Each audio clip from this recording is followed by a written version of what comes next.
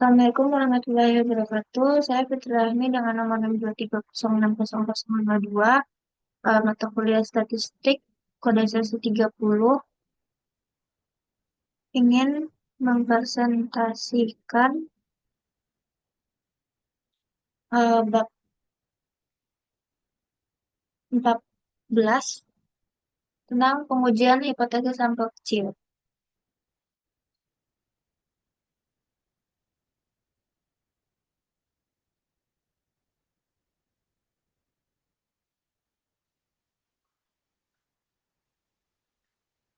Bagian 3, statistik induktif, sampel pengujian hipotesis sampel kecil, yakni sampel kecil dan ciri-ciri distribusi case student.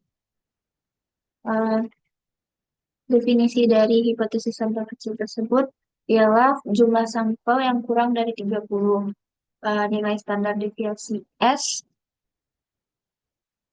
berfluktuasi relatif besar, sehingga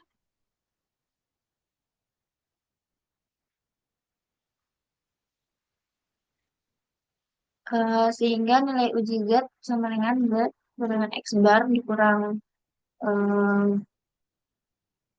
mu per S dikurang Rn.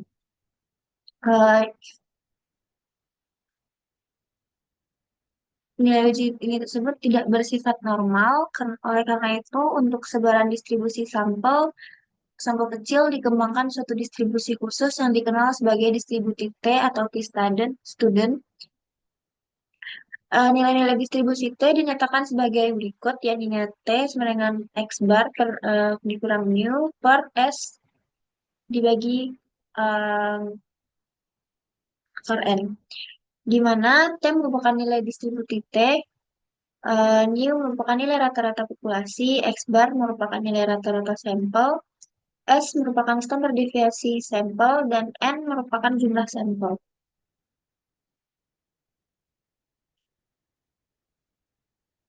Ciri-ciri distribusi tes student ialah A. Distribusi tes student seperti distribusi Z yang merupakan sebuah distribusi kontinu di mana nilainya dapat menempati semua titik pengamatan. B. Distribusi tes student seperti distribusi Z berbentuk genta atau lonceng dan simetris dengan nilai rata-rata sama dengan 0. C. Distribusi tes student bukan merupakan suatu kurva seperti kurva Z, tapi keluarga dari distribusi T. Setiap distribusi untuk sampel berukuran 2 yang berbeda dengan distribusi untuk sampel sebanyak 15, 25, dan sebagainya. Apabila sampel semakin besar, maka distribusi akan semakin mendekati normal.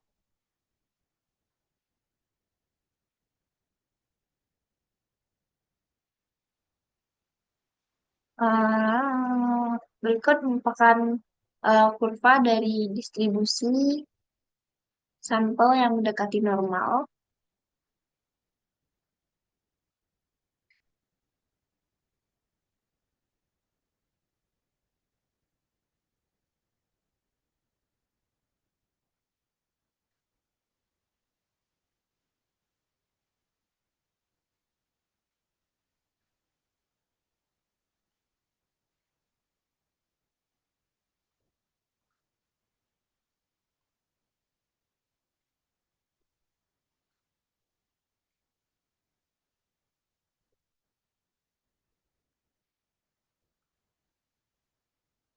Ini merupakan perbedaan antara skala Z dan skala T, di mana distribusi Z bisa kita lihat daerah yang tidak menolak H0-nya lebih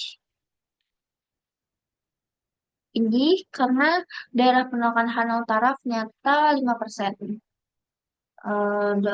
Daerah penolakan H0-nya berada di daerah tidak menolak H0 berada di 1,65, dan distribusi T T sama dengan 9, daerah penolakan H0 taraf nyata 5% berada di 1,833.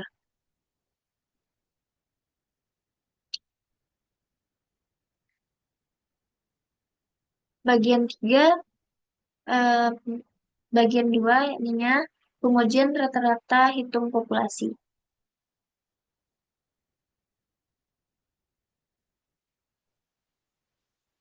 Tahap menguji rata-rata hitung populasi dalam sampel kecil yakni eh,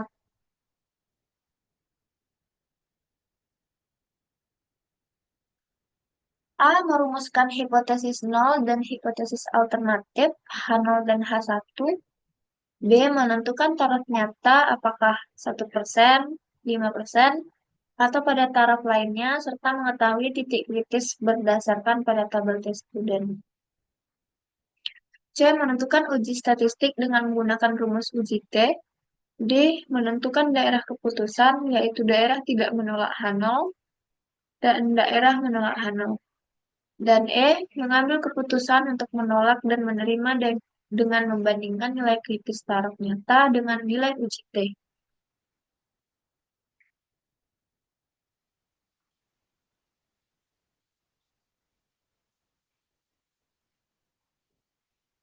Bagian ketiga, yakni pengujian selisih rata-rata hitung populasi. Rumus dari menguji selisih rata-rata hitung populasi, ini ada rumus dari varians gabungan S2P sama dengan N1 dikurang 1 S2 1 ditambah N2 dikurang 1 S22 per N1 tambah N2 dikurang 2 dan uji T menjadi X bar 1 dikurang T sama dengan X bar 1 dikurang X bar 2 per S2 P 1 per N1 ditambah 1 per N2. Gimana? Nilai distribusi T, T adalah nilai distribusi T. X bar 1 merupakan nilai rata-rata sampel pertama. X bar 2 nilai rata-rata sampel kedua. S2P merupakan penduga varians gabungan populasi. N1 merupakan jumlah sampel populasi pertama. N2 merupakan jumlah sampel populasi kedua. S1 merupakan varian sampel pertama. Eh, S21 merupakan sampel pertama. S22 merupakan varian sampel kedua. Nilai pelagi pada varian gabungan yakni N1 ditambah N2 dikurang 2 juga merupakan derajat bebas gabungan antara dua sampel, sedang untuk satu sampel derajat bebasnya adalah N dikurang 1.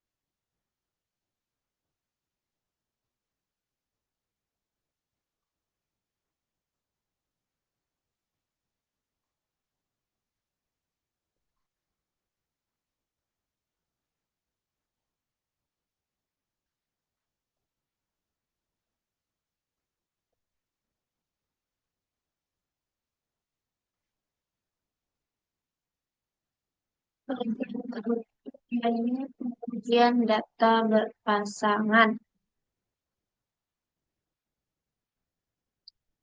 Menguji hipotesis pengamatan berpasangan. Ini uji statistik untuk pengujian hipotesis data berpasangan dinyatakan sebagai berikut. T ini bar per SD per akar N dengan standar deviasi SD dirumuskan sebagai berikut. S akar ribuan N per N satu kurang satu, di mana nilai distribusi T adalah T, D merupakan nilai rata-rata perbedaan antara penguatan pasangan, terus nilai diferensi dari perbedaan antara penguatan pasangan, N jumlah pengamatan berpasangan, D perbedaan antara data berpasangan.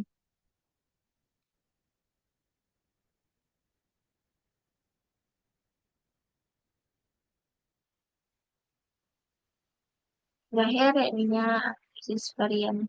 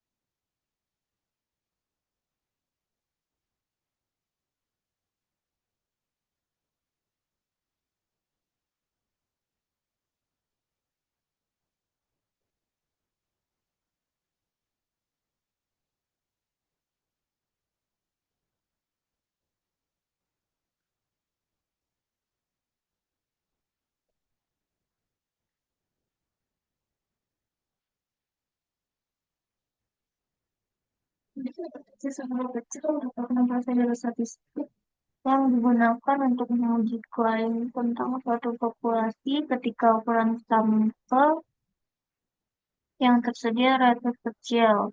Dalam situasi ini, kita tidak dapat mengasumsikan bahwa distribusi sampai dari statistik uji mendekati distribusi normal seperti yang diasumsikan uji Z.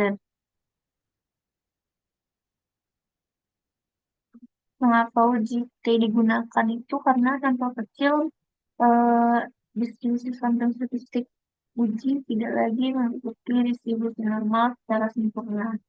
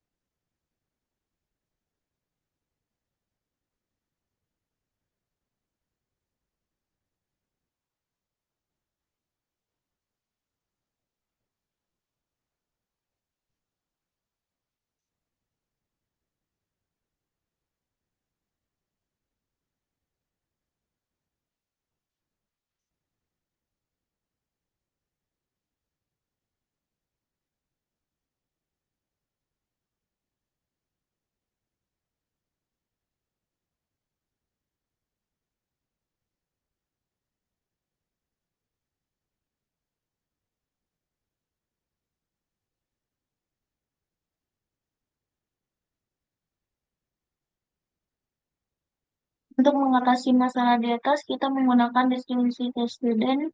Distribusi ini memiliki bentuk yang mirip dengan distribusi normal, tetapi ekornya lebih tebal.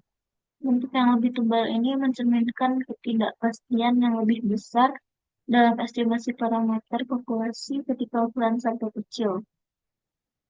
Langkah-langkah yang diperlukan untuk melakukan pengujian hipotesis sampel kecil lainnya mengenai hipotesis. Hipotesis nol atau H0, pemecahan yang ingin kita uji biasanya menyatakan bahwa tidak ada perbedaan yang signifikan antara parameter populasi dan nilai tertentu. Hipotesis alternatif atau H1, pernyataan yang bertentangan dengan hipotesis nol biasanya menyatakan bahwa ada perbedaan yang signifikan. Menentukan taraf signifikan atau alfa, yakni taraf signifikan ialah probabilitas menolak hipotesis nol yang benar. Nilai A yang umum digunakan adalah 0,05 atau 0,01. Menghitung statistik uji T, rumus statistik uji T bervariasi tergantung pada jenis pengujian. Satu sampel, dua sampel, dan lain-lainnya. Namun, secara umum, statistik uji T dihitung dengan membandingkan nilai statistik sampel dengan nilai yang diharapkan jika hipotesis nol benar, kemudian dibagi dengan standar error. Menentukan daerah kritik. Daerah kritik ialah tentang nilai statistik uji yang akan menyebabkan kita menolak hipotesis nol. Daerah kritik ditentukan berdasarkan taraf signifikan dan derajat bebas. 5. Membuat keputusan jika nilai statistik uji jatuh dalam daerah kritik, kita tolak hipotesis nol. Jika nilai statistik uji tidak jatuh dalam daerah kritik, kita baru menolak hipotesis nol. Contoh kasusnya adalah, misalnya kita ingin menguji apakah rata-rata tinggi badan siswa di suatu kelas berbeda secara signifikan dari rata-rata tinggi badan populasi siswa secara keseluruhan. Ketika ukuran sampel kelas kecil, kita akan menggunakan uji T. Kapan menggunakan uji T? Yakni uji T sering digunakan dalam berbagai bidang, termasuk psikologi untuk membandingkan rata-rata skor tes antara dua kelompok, kedokteran untuk membandingkan efektivitas dua jenis pengobatan, ekonomi untuk menganalisis perubahan pengaruh variabel independen terhadap variabel dependen. Penyebabnya adalah pengujian hipotesis sampel kecil ialah alat yang penting dalam inferensi statistik dengan memahami konsep dasar uji T dan langkah-langkah pelaksanaannya. Kita dapat membuat keputusan yang lebih baik berdasarkan data yang terbatas. Jika yang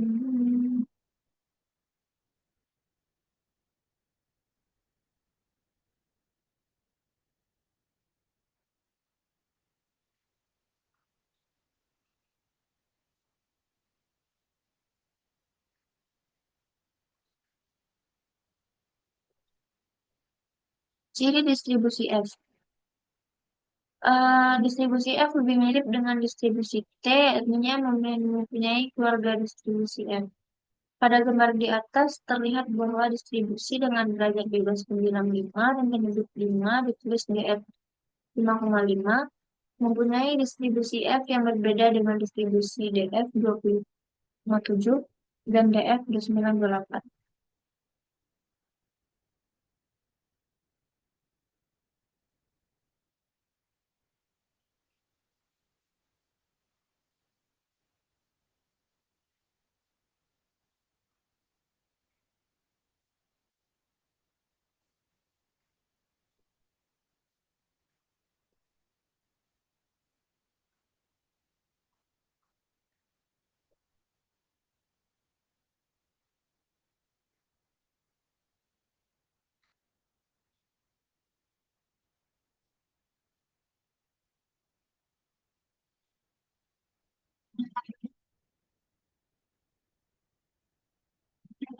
juga dikenal sebagai distribusi Fisher Mereka, ya, dimana distribusi probabilitas kontinu yang sangat penting dalam statistika, terutama dalam analisis varian atau ANOVA dan analisis regressi. Distribusi ini memiliki beberapa ciri khas yang membedakannya dari distribusi probabilitas lainnya. Ciri-ciri utamanya yaitu selalu positif. Nilai distribusi F ini selalu positif, tidak ada nilai negatif dalam distribusi ini. Bisa dibilang tidak ada hasil positif dari distribusi F ini, ya, tidak ada nilai negatif dalam distribusi ini karena nilai F, distribusi F ini selalu memiliki nilai yang positif. Tidak simetris, distribusi F ini bersifat asimetris atau miring ke kanan. Artinya ekor kanan kurva distribusi lebih panjang dibandingkan ekor kanan kirinya. Jadi distribusi F ini lebih condong ke kanan karena ekornya lebih panjang ke kanan daripada ke kiri. Uh, Tergantung pada dua derajat kebebasan. Bentuk distribusi F ditentukan oleh dua parameter, yaitu derajat kebebasan pembilang, numerator degrees of freedom, dan derajat kebebasan penyebut, denominator degrees of freedom. Kombinasi yang berbeda dari kedua derajat kebebasan ini akan menghasilkan kurva distribusi F yang berbeda.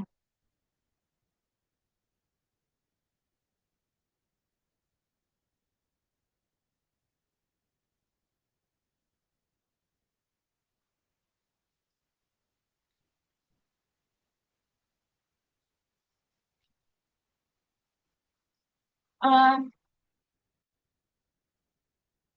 Mendekati distribusi normal ketika derajat kebebasan pembilang dan penyebut menjadi sangat besar, bentuk distribusi F akan semakin mendekati distribusi normal. Digunakan untuk membandingkan variansi. Distribusi F digunakan untuk membandingkan variansi dari dua atau lebih populasi. Statistik uji F yang diperoleh dari perbandingan variansi ini kemudian dibandingkan dengan nilai kritis distribusi F untuk mengambil keputusan. Penggunaan distribusi F ini adanya analisis varian atau ANOVA yang digunakan untuk menguji apakah ada perbedaan signifikan antara rata-rata dari perbedaan beberapa kelompok. Analisis regresi yang digunakan untuk menguji signifikan model regresi secara keseluruhan dan signifikansi masing-masing variabel independen. Uji Bartlett digunakan untuk menguji homogenitas varian dari beberapa kelompok.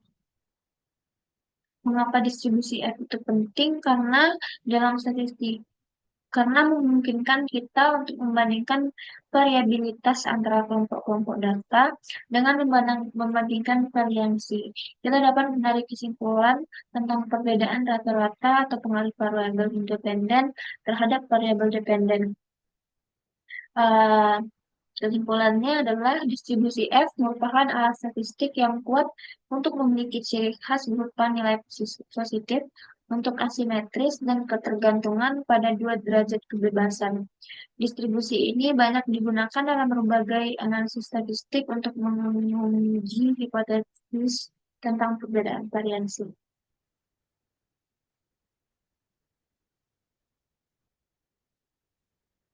Distribusi F tidak pernah mempunyai nilai negatif sebagaimana pada distribusi Z. Distribusi Z mempunyai nilai positif di sisi kanan dan sisi kiri nilai tengahnya. Distribusi F seluruhnya adalah positif atau menjual positif. Positively scaled. Dan merupakan distribusi kontinu yang menempati seluruh titik di kurva distribusinya. Nilai distribusi F mempunyai rentang dari tidak terhingga sampai 0. Apabila nilai F meningkat, maka distribusi F mendekati sumbu X, namun tidak pernah menyentuh sumbu X tersebut. Distribusi F juga memerlukan syarat, yaitu Populasi yang diteliti mempunyai distribusi yang normal, populasi mempunyai standar deviasi yang sama, dan sampel yang ditarik dari populasi yang bersifat bebas dan diambil secara acak.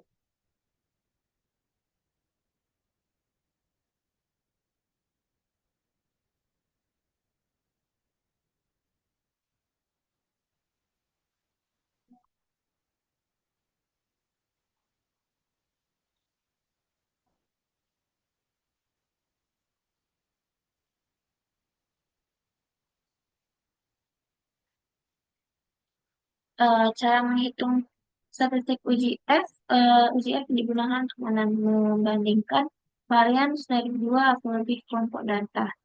Nilai F yang diperoleh kemudian dibandingkan dengan nilai kritis distribusi F untuk menentukan apakah terdapat perbedaan yang signifikan antara varian-varian tersebut.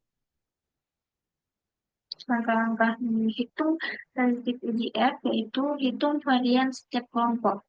Variansi atau S2 adalah ukuran sebaran data dari rata-rata. Rumus umum variansi adalah S2 sama dengan dan kurung X stat XI dikurang X bar eh, per 2 pangkat 2 per N dikurang N1. Di mana XI merupakan nilai observasi ke I, X bar merupakan rata-rata sampel, dan N jumlah observasi. Hitung rata-rata variansi yaitu mean square error MSE. Jumlahkan semua variansi kelompok, kemudian bagi dengan jumlah derajat bebas total.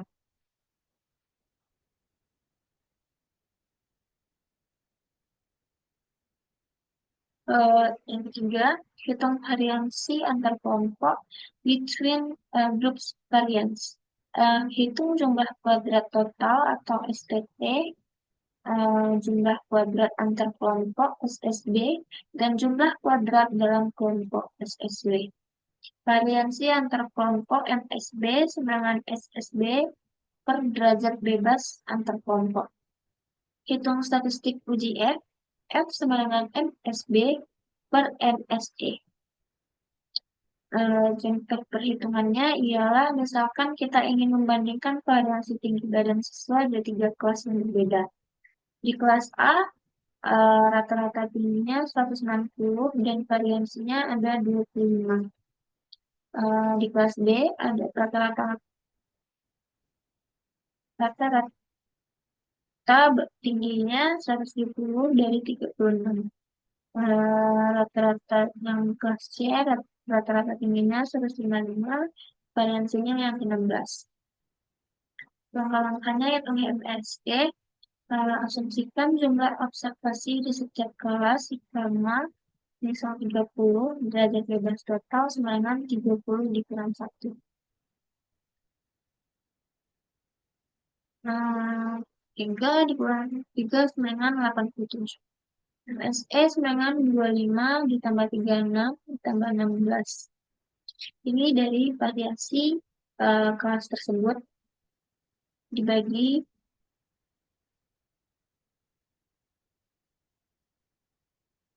87 sama dengan 0,85. Hitung MSD-nya adalah hitung SSB dan MSB. Perhitungan ini lebih kompleks dan membutuhkan data mencah. Hitung F dengan MSB per 0,85. Interpretasi nilai F besar dari nilai kutip. Nilai hipotesis 0 atau K0 artinya terdapat perbedaan signifikan antara variansi dari kelompok-kelompok tersebut. Nilai F kecil sama nilai kritis, gagal tolak H0, artinya tidak ada bukti yang cukup untuk menyatakan bahwa varian kelompok berbeda secara signifikan. Nilai kritis dapat diperoleh dari tabel distribusi F dengan menggunakan derajat kebebasan pembilang dan penyebut yang sesuai. Kapan menggunakan uji F? ANOVA untuk membandingkan rata-rata dari beberapa kelompok.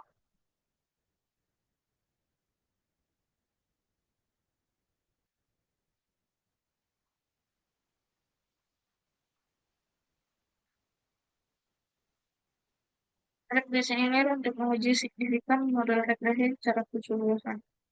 Perhitungan manual untuk data yang besar bisa sangat rumit. Software statistik seperti SPSS, R, atau Python dapat sangat membantu dalam melakukan perhitungan ini. Asumsi utama dalam uji F adalah data berdistribusi normal dan varian setiap kelompok sama, homogenitas varians. Jika asumsi ini tidak terpenuhi, maka hasil uji F mungkin tidak valid.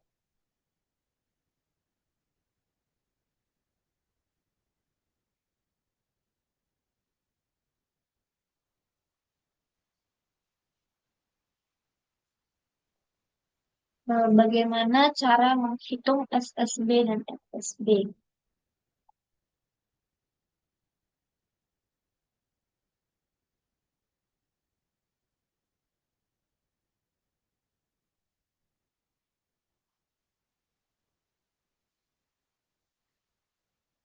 Soalnya kita harus memahami SSB dan FSB. SSB itu mengukur seberapa besar perbedaan rata-rata antara kelompok-kelompok. Semakin besar SSB, maka semakin besar perbedaan rata-rata antar kelompok. FSB merupakan rata-rata kuadrat antara kelompok dibandingkan dengan FSB untuk menguji apakah perbedaan rata-rata antar kelompok signifikan secara statistik.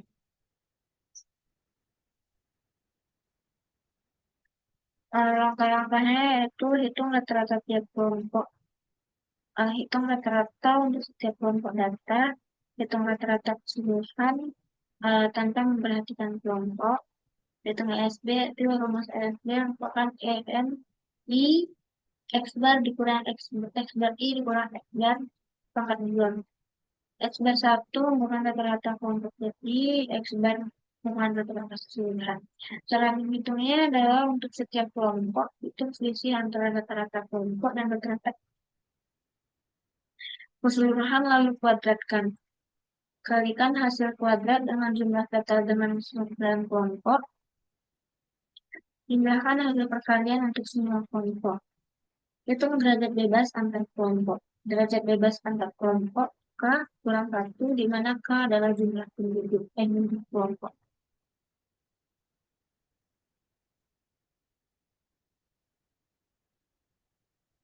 Lima hitung MSB, MSB dikurang SSB, atau K dikurang 1.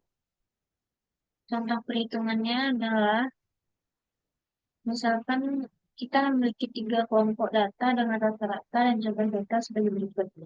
Kelompok A rata-ratanya 10 dan jumlah datanya 10. Kelompok B rata-ratanya 15 dan jumlah datanya 15. Kelompok C rata-ratanya 12, jumlah datanya 15. Rata-rata keseluruhan atau X bar-nya adalah 10 ditambah 15 di 10 10 ditambah 15 15 ditambah 12 15. Baru 10 ditambah 15 ditambah 15 karena 12,5. Kita SSB-nya untuk kelompok A 10 dikurang 10 dikurang 12,5 dengan 2,5. Untuk kelompok B 15 dikurang 5 kurang 12,5 5,2 dengan 92,75. Untuk kelompok C 15 12 dikurang 14,5 42 dengan 11,25. SSB-nya dikurang 62,5 ditambah 93,75 ditambah 11,25. Semangat 167,5. Derajat antar kelompoknya 3 dikurang 1 semangat 2. SSB semangat 167,5 lebih 2 semangat 43,75.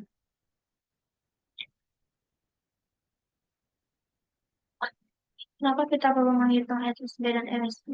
Itu karena menurut SSB menunjukkan berapa besar variabilitas yang disebabkan oleh perbedaan antara kelompok. MSB digunakan untuk menghitungan statistik uji F untuk menguji apakah perbedaan antara kelompok signifikan secara statistik. Bukan?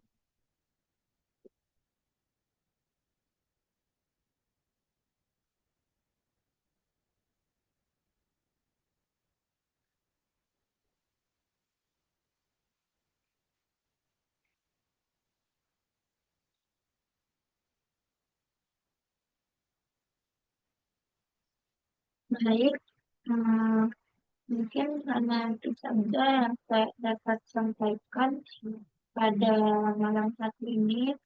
Lebih kurangnya saya ucapkan permohonan maaf dan ucapkan terima kasih. Saya Putrani dengan nomor ini 23069052. Untuk kuliah terus kita lanjutkan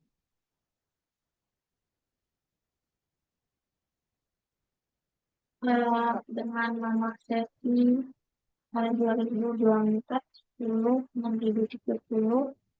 Dosen pengampu Bapak Alfon Satriwanto, ICNE, jadwal selasa 12 17.20, 15.50, SPK pada 17.40, berdiri. Wassalamualaikum warahmatullahi wabarakatuh.